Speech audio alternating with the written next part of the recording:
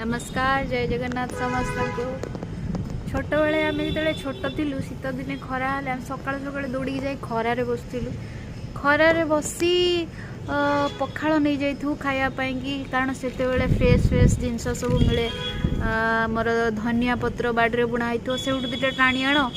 बास तादरे टिके लंका रसुण मली दियो आलू भर्ता कि जहाँ गोटे होता आउ आंबुल टिके पकई पाग करी से खरारे बसिकी आम खाऊ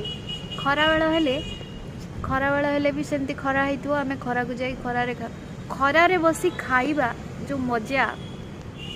आउ प्राय तो होनी कारण आम जो बाहर रहिलु आउ खरारे बसी खाइबा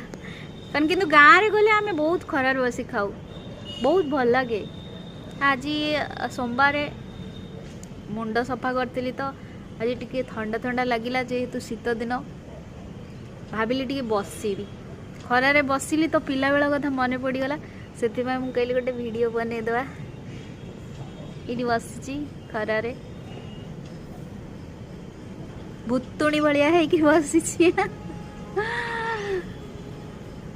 थैंक यू।